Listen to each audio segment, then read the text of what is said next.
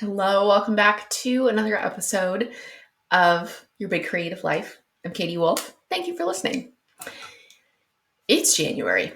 January, okay. Yes, there's the magic of a new year, a fresh slate, a fresh start, if you will, which is part of what I was embracing when I decided to rebrand the podcast. This was formerly known as Blank Page to Book. Now it's Your Big Creative Life. And I was thinking, January is a great time to kick things off.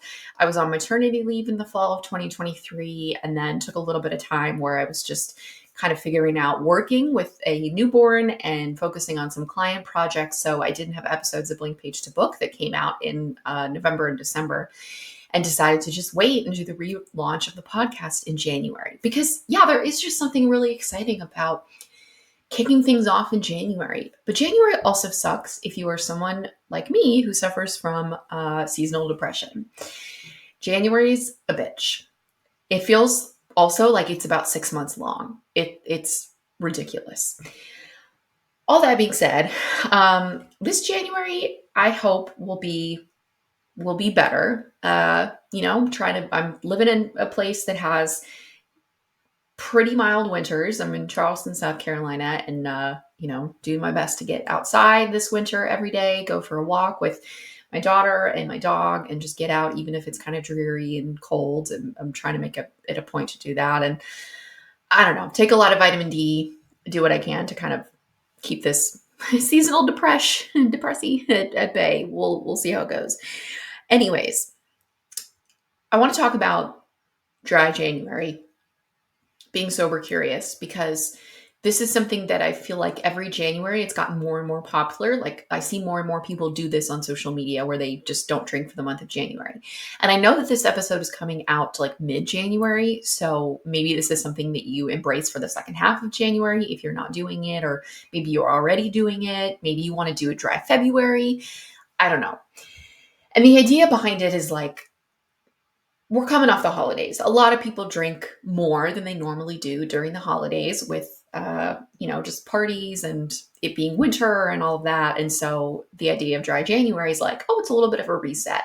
It's nice to just have some time to not drink, to focus on other things, and have a month off, basically. I'm going to come at this from a slightly different perspective because I'm someone who is sober. I quit drinking 10 years ago. My anniversary is December 6th, 2013. So it's been a little bit over 10 years, which is insane. It's insane to think that I haven't had a drink in a decade.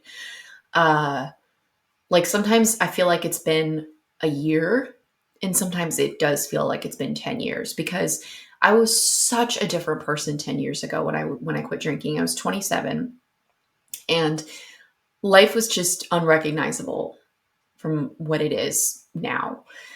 So I'm coming at this from the perspective of someone who quit drinking because it was just making my life unmanageable, not because I just decided like, oh, I'll just do a reset and be healthy and then just kept going with it. But I still feel like I have some tips to give you, even though I'm not a social drinker who's just taking a month off. This is like a big life decision that I've made, that it's not good for me to have alcohol. I don't like the person I become when I drink. It makes my life unmanageable. So I've just decided that I need to stay away from alcohol and all mind altering substances. But there are some tips I can give you and ways to think about this because it's a big deal, especially if, you're someone who drinks. Well, I was going to say a lot. And if you are someone who drinks a lot, yeah, it is a big deal. But even if you're someone who just drinks a few times a week socially, it is difficult. Like you do have to change your thinking and your behavior if you decide to not drink anymore, whether it's for good or just for a month. Yeah, it does require some shifting of your behavior and your thoughts. So the biggest thing I would suggest, first of all, if you're going to do something like a dry January or you're sober curious and you want to try doing, going for a stint, a period of time without alcohol, is to get clear on why you're doing it. Is it because you just came off the holidays and need a reset and need to just, not be hungover and not be drinking all kinds of things? And like, is that why you're doing it? Or are you doing it because you feel like it has maybe kind of gotten to be a lot and you're spending a lot of money on alcohol and you want to try to cut back and stick to a budget this month, and so that's why you're not going to drink for a month, really get clear on why you are doing this, because coming back to your why is going to make it a lot easier to continue doing it. It's going to be easier to stay motivated if you have a clear why for it. And also be clear. I think it's most helpful to be clear around, the parameters of like, how long are you going to do this experiment? Is it going to be something that you do for a month? Is it going to be something that you do for 2 months? Getting clear on what that's going to look like so that you know what to expect, and can kind of prepare yourself for that. The second thing that I think is really, really essential to do, this is something that saved me in the beginning. Replace the drinking behavior with something else. This means instead of you going out with your friends who are still drinking on a Friday night and doing everything the same that you would normally do, but just not drinking, do something else. So instead of, okay, it's Friday night, your friends are going to, I don't know, bar, or they're going to a restaurant and then they're going for drinks afterwards. And then they're like, you've got plans to go out after that somewhere else and whatever. It's this whole like big Friday night thing. Which it's funny that I talk about that. I haven't done that in so long. I'm 37. I'm a mom. Like my Friday nights or my Saturday nights do not look like that anymore. But let's say that that's your Friday night. Okay. Let's say that that's what you have planned. It's going to be, it might be fun for a little while to do that kind of thing, to go out to dinner, to go out with your friends to the bar, to do the after party, like all those things without drinking. Sure, you can tag along with your friends who are drinking, but being around people who are drinking and maybe drinking more than just like a glass of wine, it can not, it's not always fun when you're not drinking. Like I feel like there's a point that it crosses where it's fine at first. Like if you go to dinner and people are having a glass of wine and you're not, that's totally fine. It's not a big deal. But as people start to have more and more alcohol in their system, as they start to be drinking more heavily, and you're the sober one, it gets just not fun. So I learned pretty quickly that it was not going to work for me to just do all the same things that I was doing, which for me at that time involved going to a lot of bars and just not drinking. It wasn't fun. It was going to be hard for me to stick to my no drinking thing because I was surrounded by alcohol. I was surrounded by people that were drinking, and I wasn't replacing it with anything. So what I started doing is, still going to dinner because I love going out to eat. I love going to dinner. So I would definitely still do that, but then I would just do something else with friends. Going to a movie, going for a walk. A lot of this honestly was changing like nighttime activities to daytime activities. So I would meet a friend for coffee. I would go for a walk in a park. I'd go to a workout class. Go to some like event, a farmer's market, just anything else that happened during the day where there wasn't likely to be a lot of alcohol involved. That doesn't mean that you have to, obviously like sit at home on a Friday night, but it does just mean maybe, okay, if your friends are all going out drinking, like maybe you just do, dinner and then make plans either by yourself or with another friend who's maybe not drinking to do something else that doesn't involve just going to bars all night. I still go to bars. Like it's fine. It doesn't bother me at this point to be at a bar. But my thing is like, I have to have a motivation. I have to have a reason for being there. I'm not just going to go to a bar to hang out if like a friend or friends are there. Maybe I'll go for a little while, but again, it's just not that fun to be at a loud, crowded, noisy bar with a bunch of drunk people when you're sober. It's just not. The other tip I have is if you are in a situation where people are drinking, pick a fun drink that replaces the cocktail or the alcohol that you would be drinking. This is really important. 10 years ago, it was not as common to have fun drinks on the menu at places. Your options were like soda or a club soda with lime, which those are fine. If you really like Diet Coke, you can just get a Diet Coke and that's like a treat and it's fine.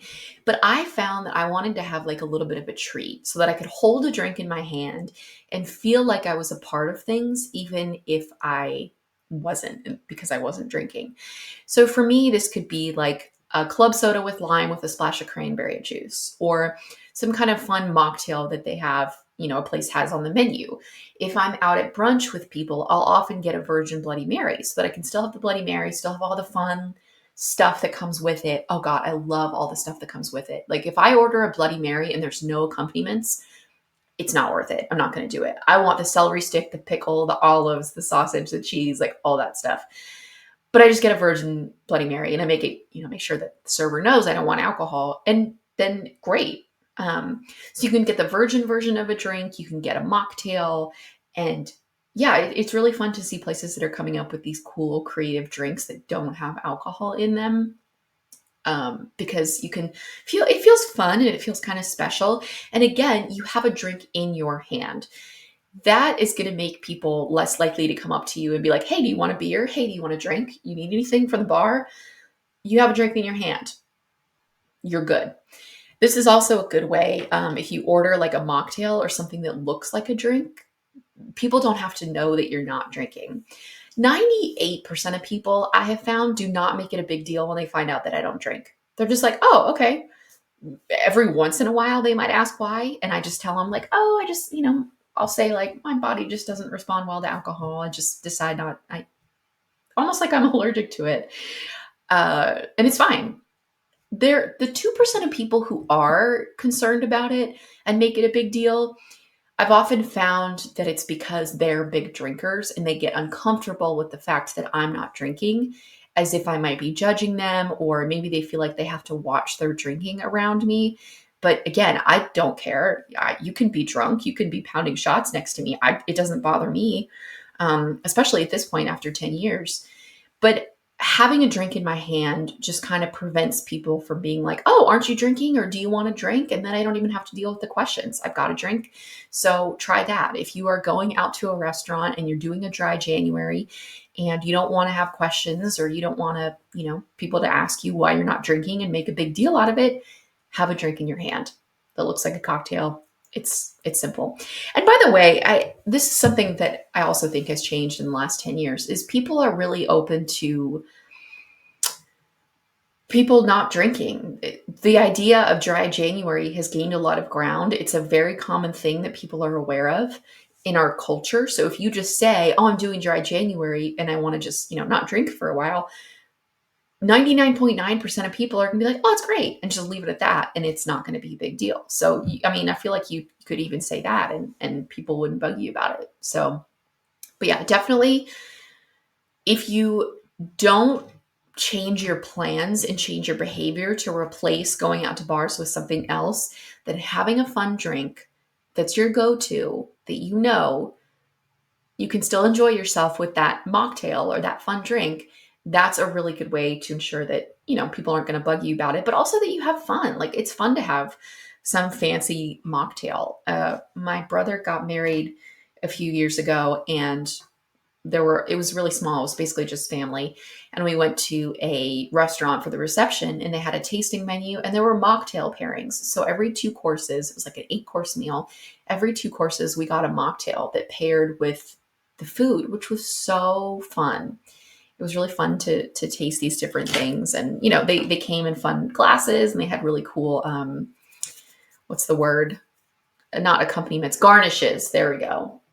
So they looked really pretty. The drinks just looked pretty. So I feel like that's become a really common thing, which is awesome.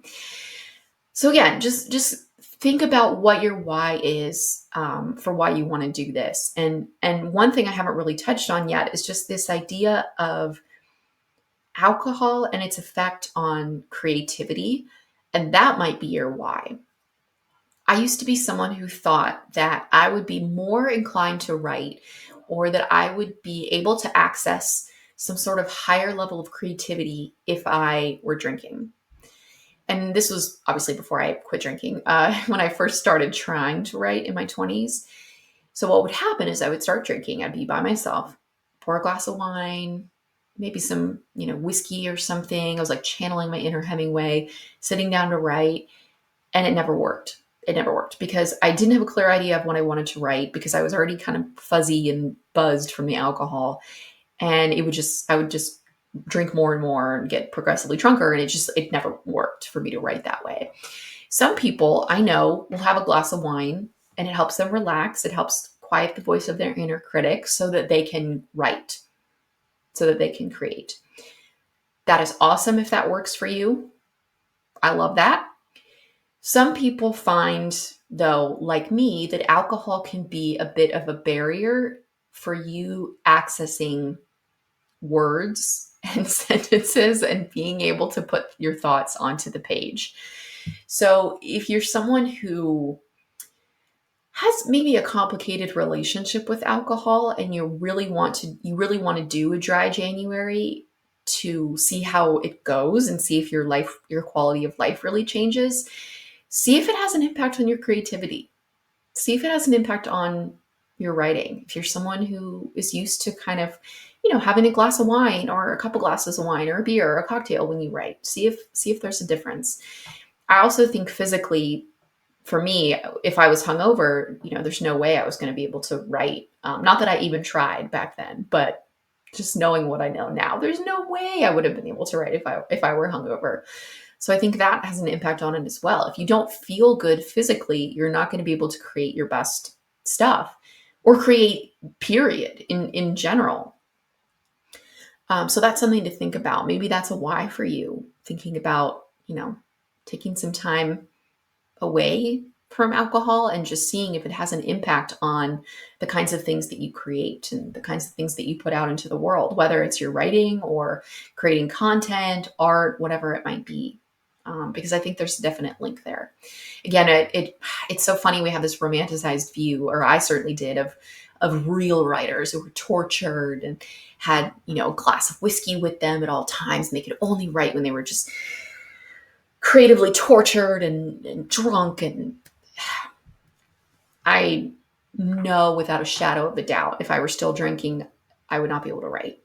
It's just not possible for me. So, and I didn't start writing until I got sober. That was something that was important for me. So if you're doing a dry January, I hope it's going well for you. If this is something that you're thinking about, if you're kind of sober curious, I encourage you to just try it. Again, it doesn't have to be a really long committed thing. You're not saying you're not going to drink for the rest of the time. Just try it for a month and see what happens. I think, one thing that I've heard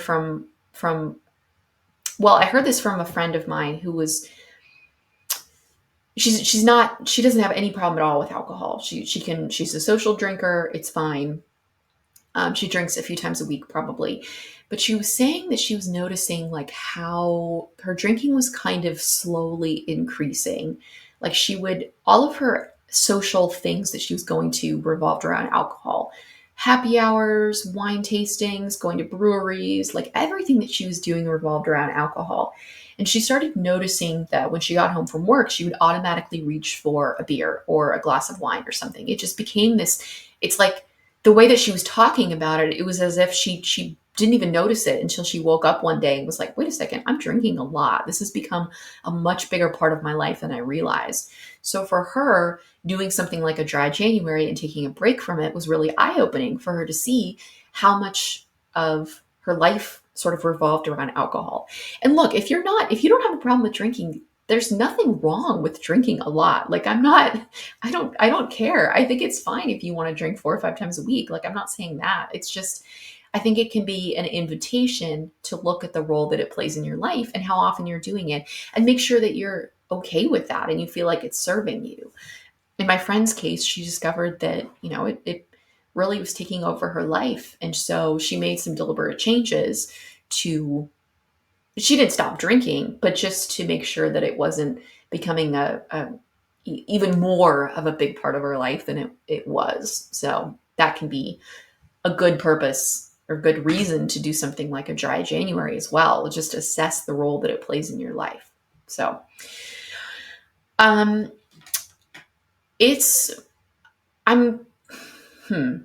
how do I want to say this?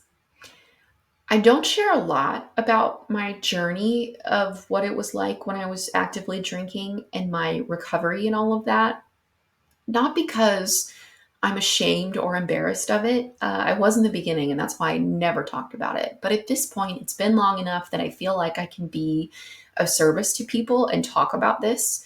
I've had a lot of comments from people saying that I don't look like someone who would be an alcoholic or, a problem drinker, which is always funny to me because addiction doesn't discriminate. I mean, anyone can have a problem, but and also it makes me laugh because again, my life is so radically different than it was 10 years ago. And so, yeah, like of course I don't look like someone like that now. But anyways, what I want to say is, please send me a DM if you want, if this is something that you're really struggling with or questioning, and I'm happy to share more about my story. Um, it was a long road for me to get here, and I was in denial for a lot of years about this, but my life has gotten so much better because of writing and being able to write when I quit drinking, but also just in every, like literally every area of my life has gotten better since I quit drinking. It's not an exaggeration. And I would not be here putting out this content, having the business that I have, writing. I would not be doing any of that if I were still drinking. So it really is the most powerful decision that I have made in my life. So anyways, yeah, if you're struggling or you're questioning or you just want to hear more about my story, like I'm happy to talk about it. You can just send me a DM. And yeah. And also, if you do want another podcast episode talking more about this and like my story, just let me know too. I'm happy to do that. All right. Thank you for listening or watching, and I will see you next week.